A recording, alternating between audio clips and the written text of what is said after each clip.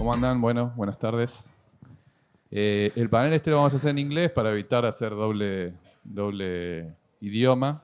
Voy a hacer mi mejor esfuerzo en inglés, así que sepan entender. Nos acompaña acá Antonio también, que se sumó muy gentilmente del equipo de Endava, que es uno de los sponsors y una de las empresas que nos acompaña. Y bueno, vamos a arrancar. Bueno, venimos hablando de varios temas de IA. Tenemos algunas preguntas así como para empezar a interactuar y con la gente que ya está haciendo cosas con IA. Nosotros también venimos haciendo algunas cosas, pero la idea es que la gente más experimentada cuente un poquito ahí. Ok, voy a usar mi machete un ratito. Based on what we discussed, we see a rapid adoption of AI. As we mentioned, the C-levels wants to implement many things, and we as QA people want to or needs to follow that process. So we see two areas where I would like to share your opinions.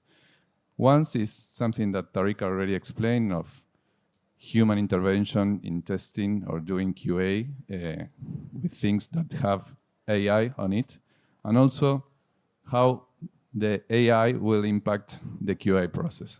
So two topics that I would like to discuss and interchange your opinions and see each of them. How do you see that? Yeah, so one of the biggest things I think is us recognizing that while we have this technology, which is very powerful, it becomes very, very critical to understand one particular point, which is that it produces artifacts that look very, very correct to the untrained eye. It can produce consistently good results as well. But there becomes a fine line where if you aren't making sure that you're guiding the model, we just had a prompt engineering tutorial over there in Uruguay. And the thing that I drive home the most is that this technology can work for you really, really well. But you have to shape it and guide it and point it in the right direction. And when you do that, right, which means that there's humans there, even when you do that, you still need to have some checks and balances, right? So testers are very good at all of these things because, number one, we are very much risk-based, right? We know how to prioritize. So we need to be able to figure out these are the use cases that we start with. This is not going to have a big impact, for example, if something is missed. But at the same time, you have a human in the loop checking it as well, right? So based on those skills, like bring those to the table so that you can be sure that once you get this technology set up, you can do quick checks and balances and be good to keep it moving, especially if you know that this is not high impact. And anything that's high priority, just like you would with other humans, you would get more than one person to check it, right? Apply those same principles with AI technology.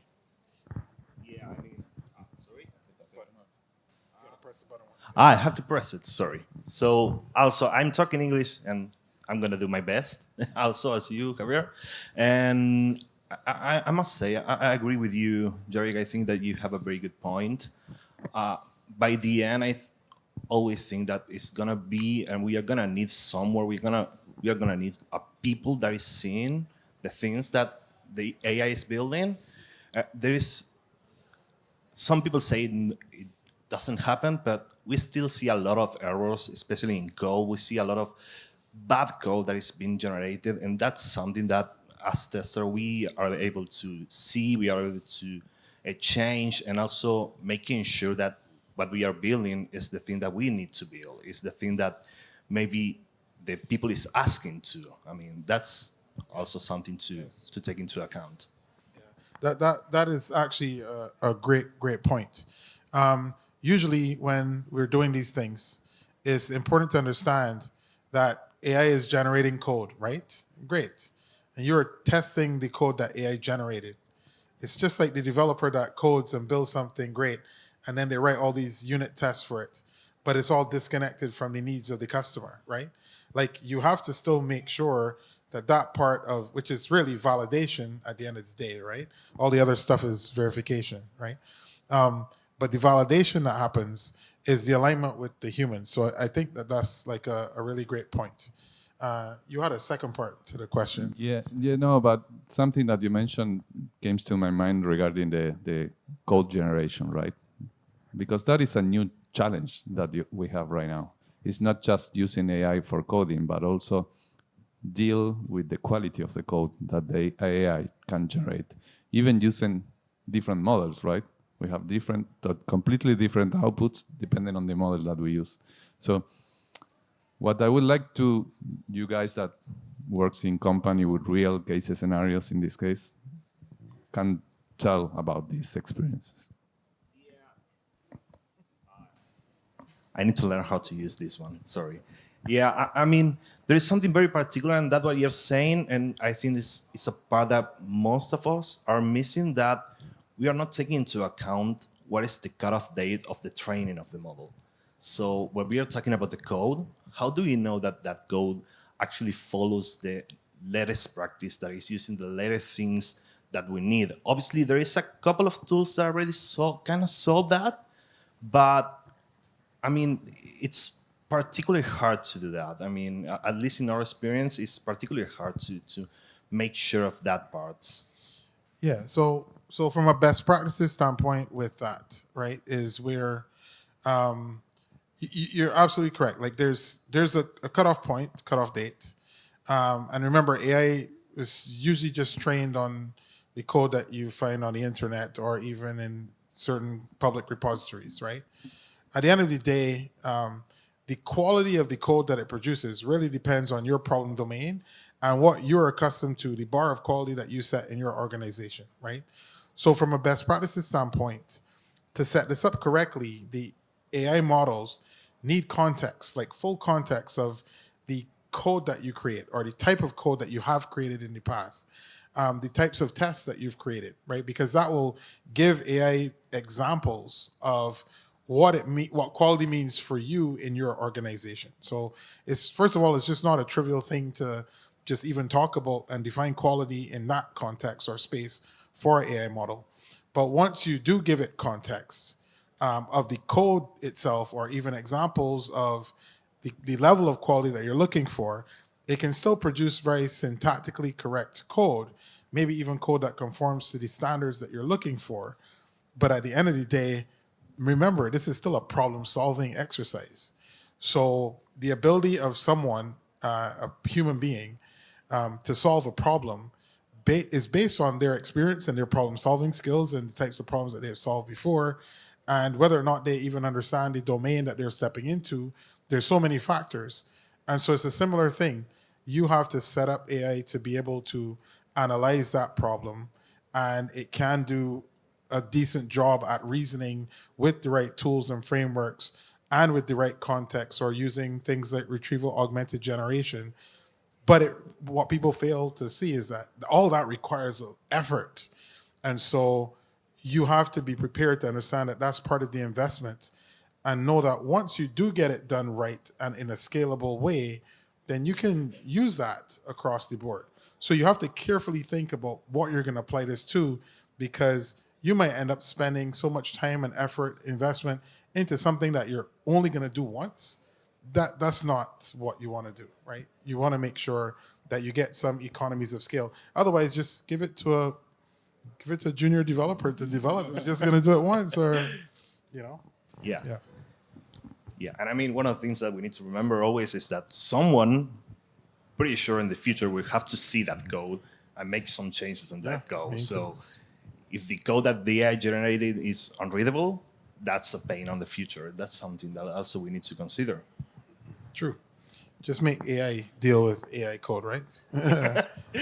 In their own language. Well, that's a good point. So, which is, despite of what you already shared with us, and probably Antonio as well in some other presentations, which is the approach that you're taking as, I cannot say expert, probably you're an expert. Antonio has some experience as well.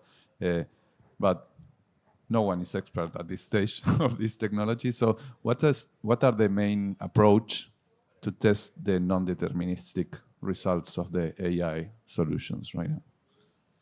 Yeah. So, I mean, thankfully for myself, I was fortunate enough to start thinking about how to test non-deterministic code while I was still in university in college, right? It's funny because I remember thinking, going through like the graduate degree program and doing graduate level course in software testing. There's not a lot of graduate level courses in software testing in the first place, but I was fortunate to go to a school that had 2 junior undergraduate courses in testing from different professors, Kem Kaner and James Whitaker, and then go to a university that had a graduate level course in testing, and then actually teach at a university that had. So the approaches to testing non-determinism actually started for me very rooted back in those days, where there's basically 2 general ways that you can test something that's non-deterministic. So forget about AI for a minute. If I told you you're going to test something that depends on the time or a random number generator, there's only 2 ways to test those things. Either you have to force the non-deterministic machine into a deterministic state, right? So you force a particular time to happen, right? Or you force a particular number to be generated, which breaks non-determinism, but it also deviates you away from the original system, right? You're no longer testing the system that will be in production, but you're able to force a particular path. And the other way is that you can't force a particular path. You just have to keep trying and somehow recording which paths have been covered. And you could test something non-deterministically, and it could go down the same path over and over again, and you could never hit certain paths at all, right? Now, bring that into an AI world. This is what you're dealing with. You have a system that is non-deterministic, and you actually don't have a very good way to break non-determinism. You're stuck trying to test it in a non-deterministic way. So what do you need to do? Well, you need a great strategy for coverage, right? And sometimes the only way that you can get good coverage of something like that is to test at scale.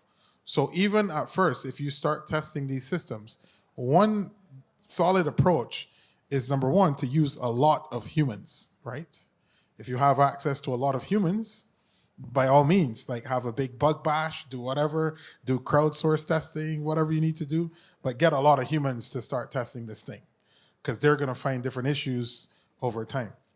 The other thing is then, can we use another large language model, one that's not solving that problem, but is mainly focused on trying to automatically test and reason about the outputs of this one, and then apply that in an automated way at scale and record the results, etc. Right?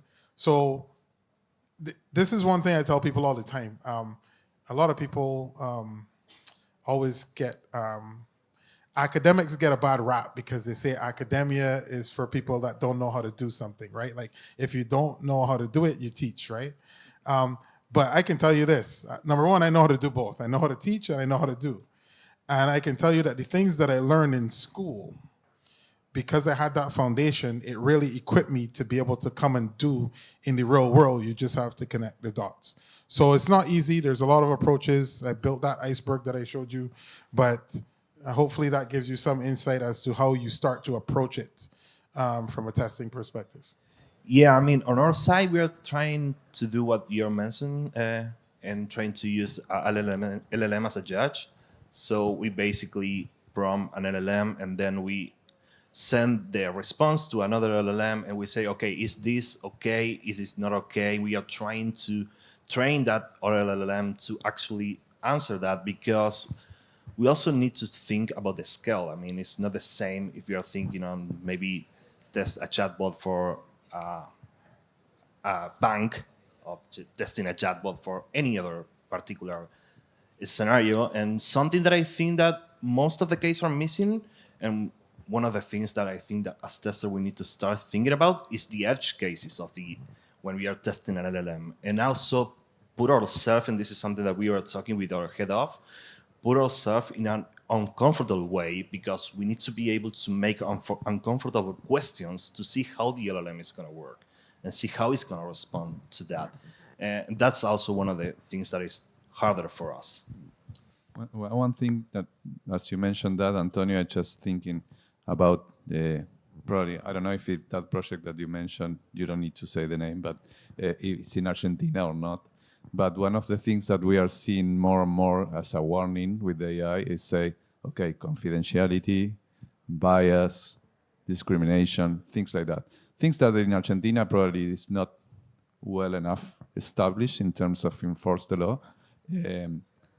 But obviously we need to take into account. So you already did some kind of non-functional requirements for We the haven't done it yet. We are trying to figure out how to do it, and we are trying to test and get ahead of when we need to do it, but we haven't done it yet. It's something that the customers requires for us, or? Yeah. Sometimes that requires. We are right now. We are involved with a client that is trying to build a chatbot for fast food and hotels and all of that, and they require a lot of those things, because exactly most for bias part, but still trying to figure out how to test it actually.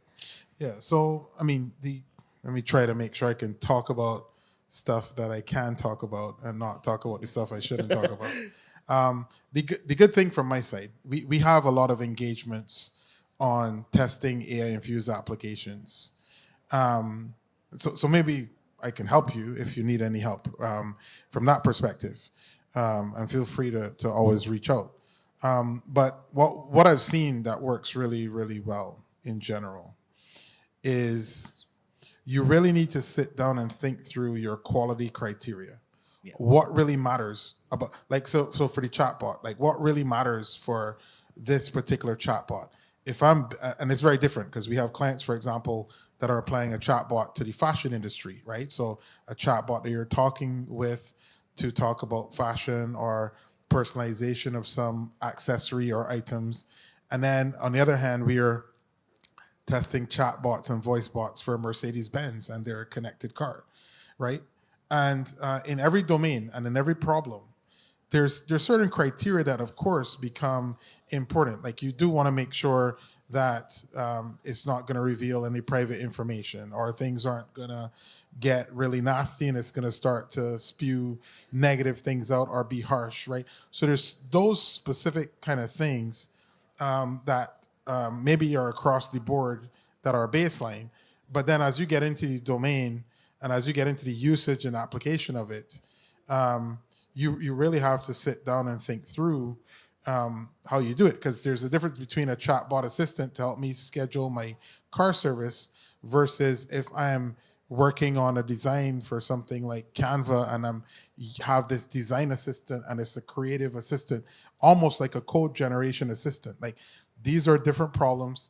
And what I've seen in the industry is that I can use end users or people who are just everyday folks, like, to test certain types of applications. And then when it comes to more technical applications, I need an internal crowd of actually professional testers to hit that.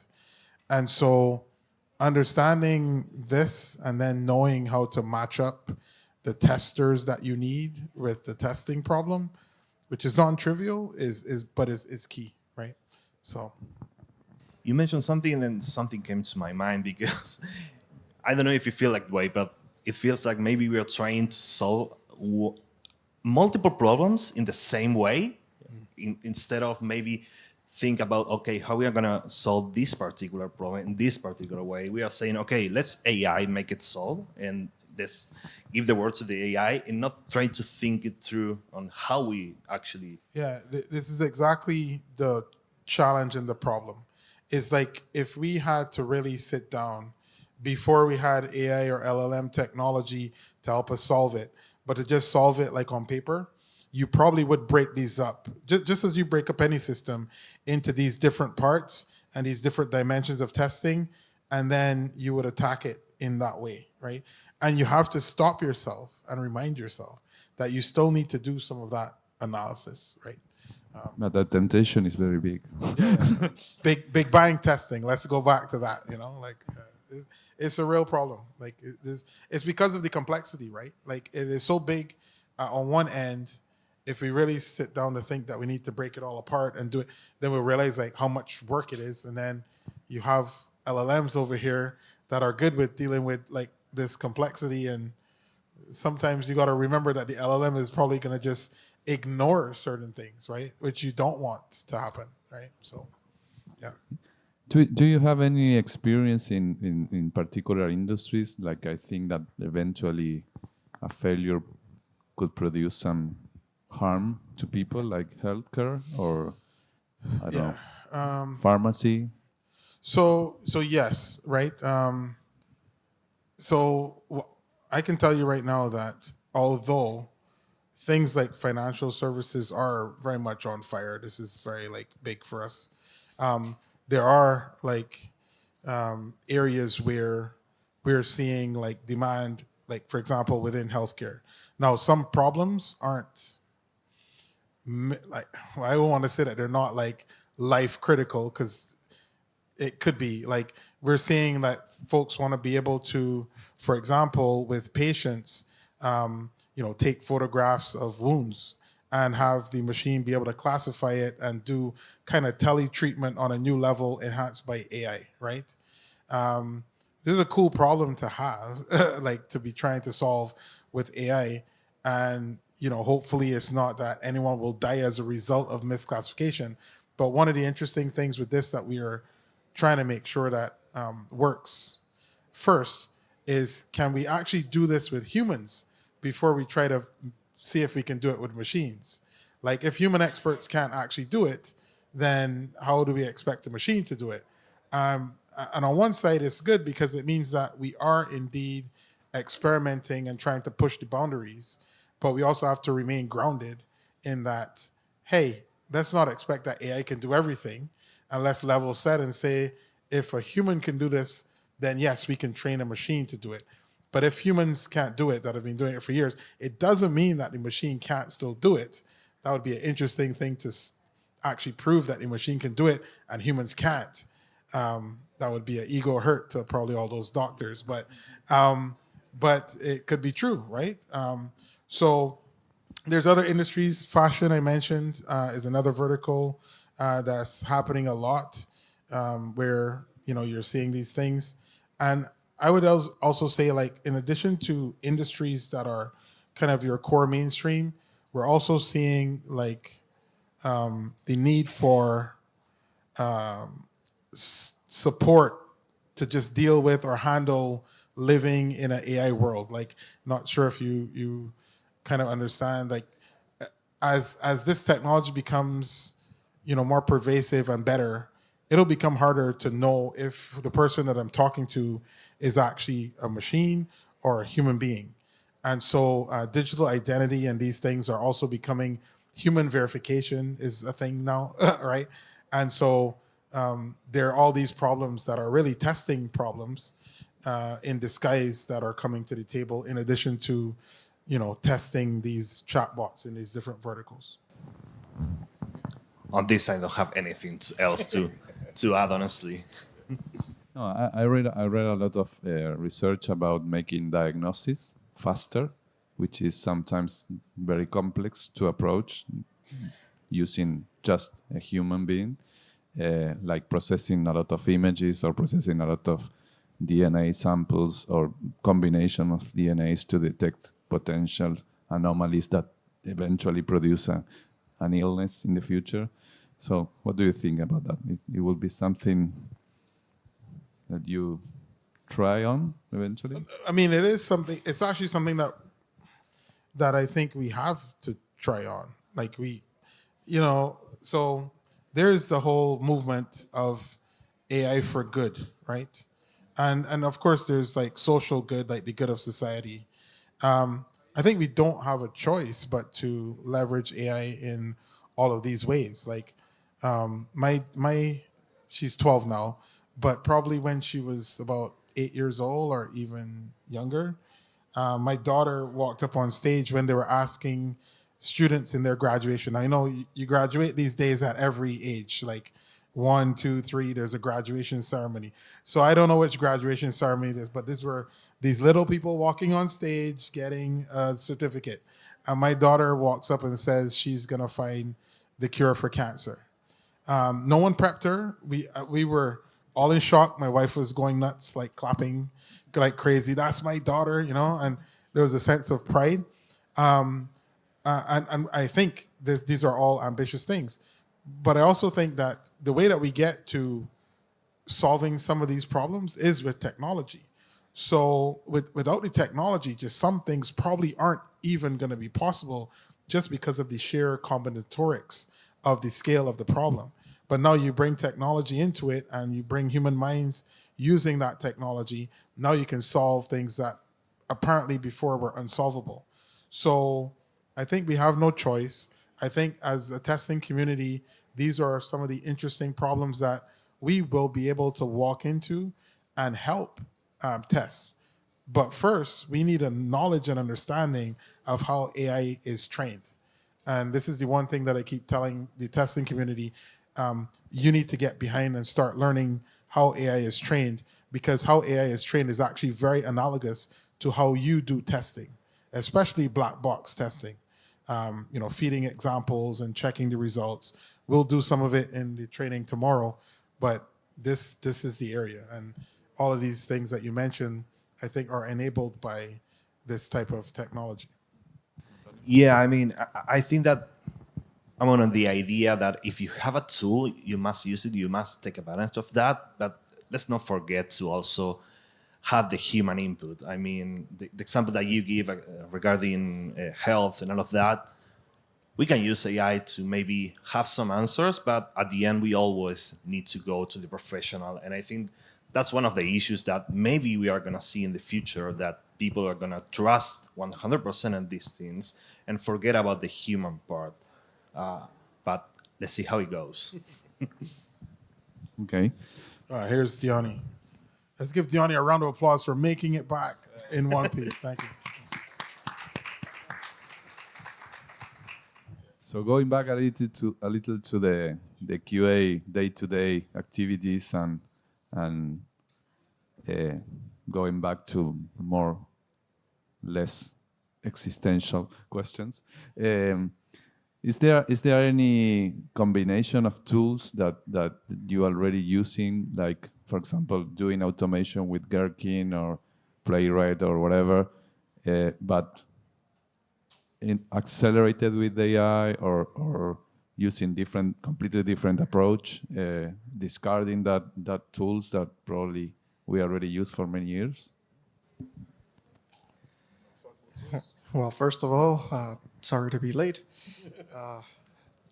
I think there's a lot of promise in using MCP tools, and there are a vast majority of different MCP tools that are up and coming. Of course, you have your standard MCP tools that you might expect, like from Playwright, but you also have level of abstractions that are building up on top of those. One of the very popular levels of abstraction is browser use, where now you're taking Playwright and you're adding even more of a natural language layer on top of that.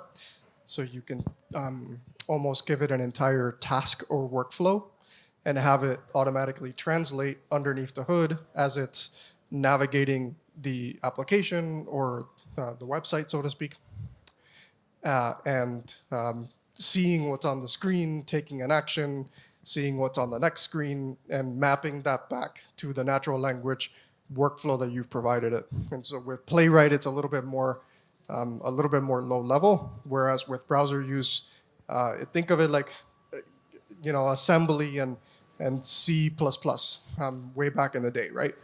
Or C.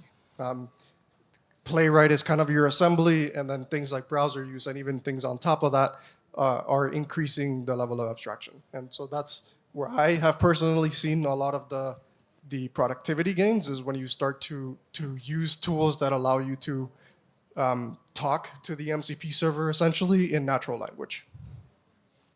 Yeah, I think that I think we saw this evolution that continues, right? Where initially everyone was going to a chat window to use these models, right? And then we saw tools come out, and then everyone was trying to integrate the AI into these tools. And now with the rise of like agentic, we see like a better path is to build these protocols. Yeah, maybe.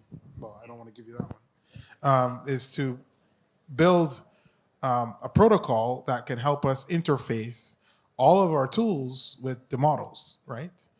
And it's crazy, right? And now I think the key to it all is how do you build a great orchestrator for all of these things? And so where a lot of effort is going to go into, and actually even myself, we're going to release some stuff that we've been working on. But when I think of what it is in the testing space, it's mainly building a great orchestrator that is doing exactly what Diony says. That's interpreting at one level, using all the different pieces, connecting it all together, bringing it and using the model as the brain, and having the tools allow you interface with the world.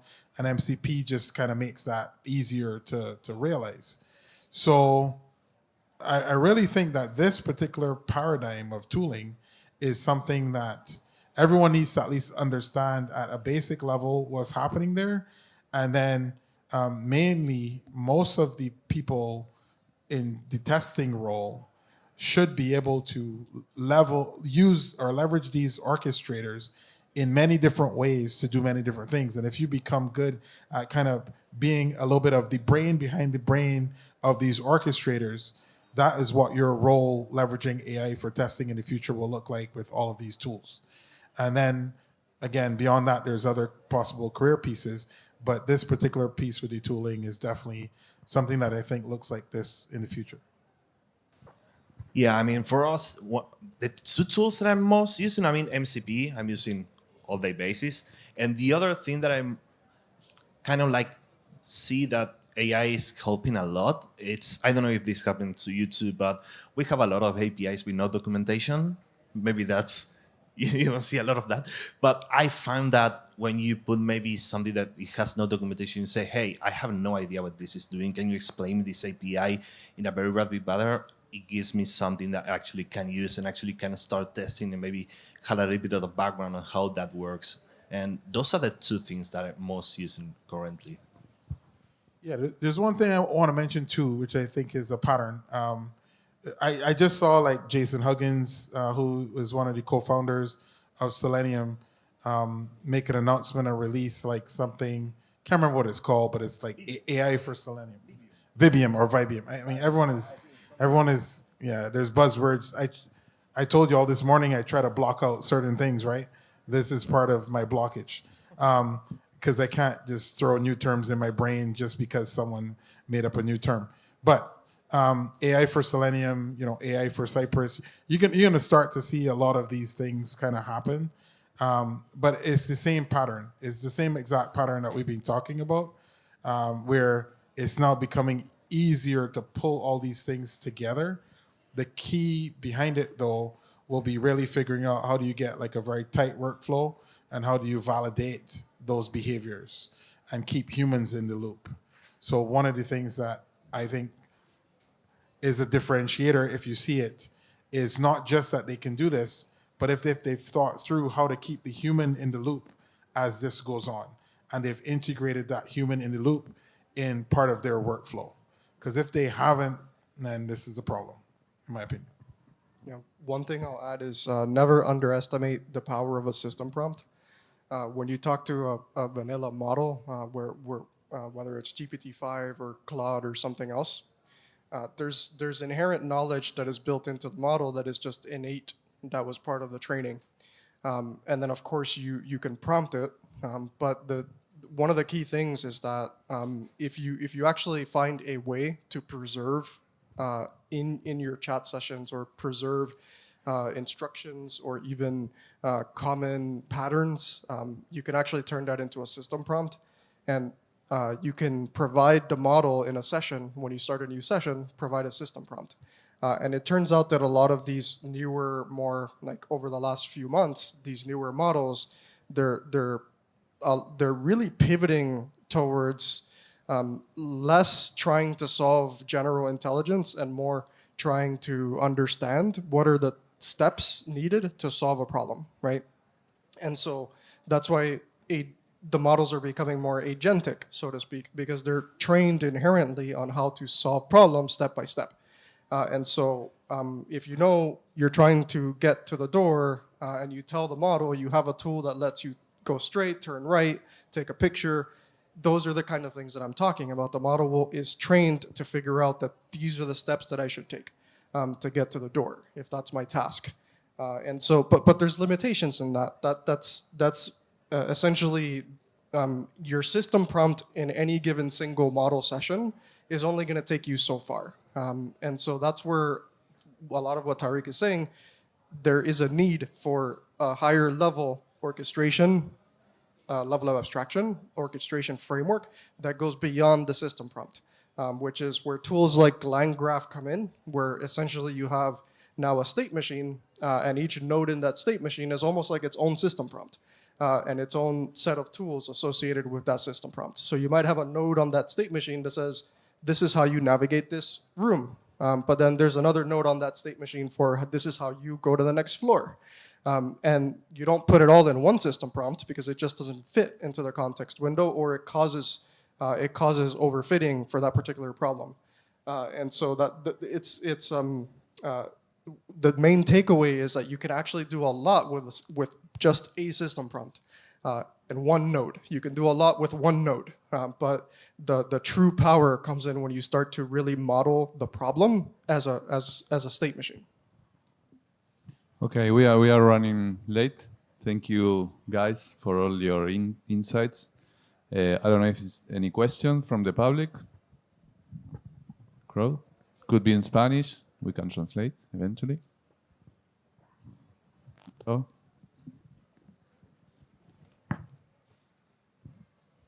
Okay, this is for Tariq and Diony, because I work on a daily basis with Antonio. You don't need to answer. But guys, how do you envision the roles in software engineering in the future? How do you think they will be changed? All of us will be AI engineers or something like that? Any idea, opinion? It's like Thank you. one of the most popular questions that get asked. I got asked this last week at TESTEAR.LA, at Testing UI as well. So yes, roles will change. And I think that roles will change in several different ways. Right now, if you kind of look at the role landscape, typically like a tester starts off as someone who might be more of a general, tester, maybe a manual tester, or even fit into an automation bucket, right? And this is kind of how they start. And then we try to encourage testers to become more experts and pick an area, accessibility or maybe security. The performance guys are like, a special clique of skills that is rare. But I think that with AI, and me and Diony were talking about this just the other day, some of the kind of fuzzy line things about AI is when you're using it and you're not an expert exactly at that thing, but you're an expert at a good foundation of it, and you can use AI to help you get a certain level of competency in the thing that you don't know. And then all of a sudden with AI and your solid foundation that you have and this new knowledge of this thing that you don't really know personally, you can now perform as good as like maybe either a mediocre or even a mid-level performance engineer, right? Like I think, Diony, you can probably share your performance testing effort. But I remember when I first became a director and I was given the performance testing team, and I looked at the person who was promoting me and I said, I don't know jack about performance testing. There was no LLMs back then.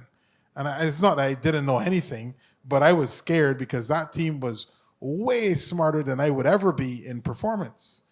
Nowadays, I look at that and I wish I had the tools that I had available today when I was starting, because I had to go and teach myself a lot about performance testing. Not that I was ever going to become an expert like them, but I had to bring other things to the table to help that team be successful. But roles will change in that you will be able to start looking at an AI engineer as not a simple generalist, but almost like a specialist in multiple fields. You'll start to see it dissecting according to accessibility, performance, etc. And you'll also start to see it disappearing but being blended into other things. Like adversarial testing is something that AI from a security standpoint is very important, and I don't think there'll be a role for it, but there'll be someone on the team who needs to do that type of testing or that type of role. Maybe you call it AI security engineer. Maybe it's just someone who's helping to train the model and make sure it's robust. I don't know, but some of those names might become fuzzy. Sorry. Yeah, for the performance testing, that's actually very personal to me. I was in the middle of a testing project, actually for a recent big release, and we needed to make sure we covered all our bases. You know, accessibility, functional, performance, scalability, security, all these things. And I have a lot of expertise in functional testing. That's where my background is. Very little expertise, like zero expertise in performance testing, other than, hey, let's put 10 people on this thing and see if it works, right? That was the extent of my knowledge. But I knew the foundation in testing, and I knew at least like the principles, the first principles. And so using an LLM, I was able to ask it, teach me performance testing. I'm a testing expert, but I know nothing about performance testing. This is roughly what I think I need to do. Is that what I need to do? Okay, no, you're completely wrong. That was the first answer. I checked another LLM because I didn't trust it. I was definitely completely wrong. But after spending quite a bit of time learning and teach me about Locus, teach me how to write my first Locus script, gave me my whole Locus script. Hey, it's not working. I have this problem. Oh, here's the fix. Oh, great. Now it's working. I was actually able to go from 0 to having a fully fledged load test that found like 4 or 5 different critical issues that were solved before we launched.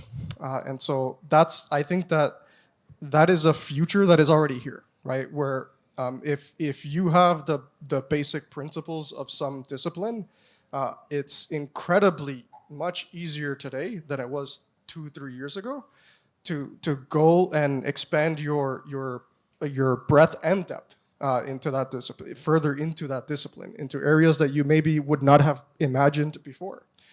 And then I think part of the question was, where is software engineering as a whole going? I think it's going to be very agentic. I don't think it's going to be.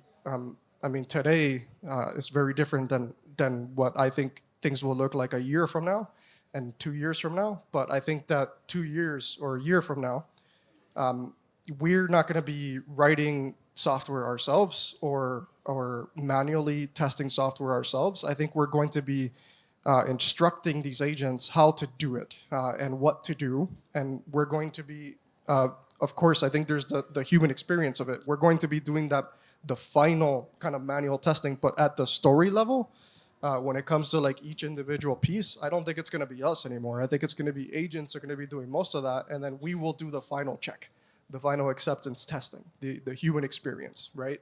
And we'll give feedback, and then where we see that there are flaws, like it did a really poor job in this area or that area, again, not today, in a year or two, right? We will. I think a lot of our job is going to be fine-tuning models. Believe it or not, I think each one of us is going to be fine-tuning models, and augmenting prompts and managing all of that. And that's actually solving that problem. I think that's going to be a new problem.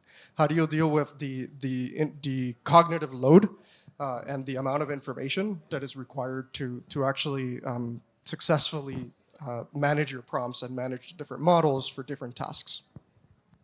Okay, guys. Well, very interesting talk. Thank you for all your knowledge. And we are running out of time, so we need to give a space for the next talk. Thank you very much for being here and for sharing your experiences. Y un aplauso fuerte, por favor.